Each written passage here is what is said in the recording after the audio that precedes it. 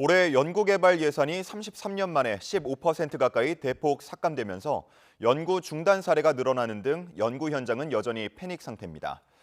그런데 다누리 연구자들이 받지 못한 연구수당 소송은 줘야 할 돈보다 훨씬 많은 소송 비용을 들여서 대법원까지 갔고, 과기정통부 차관은 법인카드를 사적으로 유용했다는 의혹까지 불거졌습니다. 정말 불필요한 낭비를 막고 필요한 곳에 예산이 쓰이고 있는 걸까요? 양회영 기자입니다. 지난 15일 한국과학기술기획평가원 키스텝 홈페이지에 올라온 글입니다. 회의비 중 식비 사용에 관한 답변으로 연구개발비 사용 기준에서 회의비로 식비 사용은 금지됐다는 내용이 담겼습니다.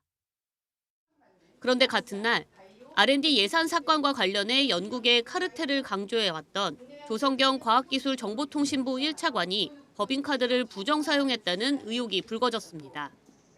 1인당 9만 8천 원짜리 코스 요리만 파는 식당에서 9명이 26만 원을 지출했다고 적었고, 자택 근처 고급 식당에서 한 끼에 수십만 원을 쓴 내역이 확인된 겁니다. 회의 공간이라는 데가 정해져 있다 보니까 회의를 하고 또 그 근처에서 밥을 먹지, 우리 집에 앞에 불러서 회의를 하고 밥을 먹고 이런 경우는 없으니까. 내로남불 같은 상황은 또 있습니다.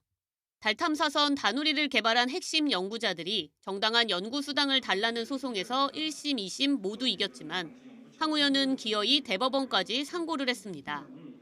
줘야 할 연구 수당이 모두 1억 300만 원인데 대법원 상고를 위해 김앤장과 계약한 변호사 수임료만 그보다 훨씬 많은 1억 6천여만 원입니다.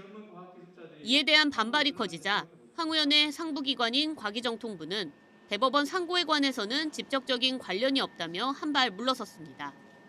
하지만 실제로 이 소송의 시작에는 과기정통부가 있었습니다. 과기부 달탐사 사업추진위원회가 다누리 개발 기간 중 다누리의 설계 변경이 논의됐던 지난 2019년 1월부터 5월까지의 기간을 연구 중단으로 규정하고 관련 시행 계획을 바꿔 수당 지급을 차단했기 때문입니다. 예년처럼 달궤도선 다누리 정기적 기능 시험이나 구조모형 시험 등 통상적인 연구 개발을 계속 진행하고 있었습니다. 그런데 갑자기 문서도 아닌 말 한마디로 연구 개발비 집행을 중지시키고, 그리고 사후에 지나간 기간을 중단이라고 일방적으로 규정했습니다. 33년 만에 R&D 삭감.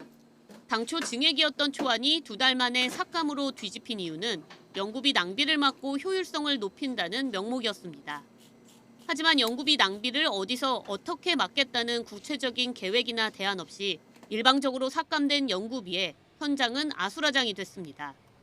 연구원이나 대학원생들을 내보내야 하는 건 물론 소모품인 실험장갑이나 A4 용지 살 돈도 부족하다는 자조 섞인 말도 나오고 있습니다. 인건비를 확보해서 연구비를 짜게 되면 재료비가 너무 많이 삭감되다 보니 어쩔 수 없이 연구원들은 조금 재계약을 이제 좀 못한다든지.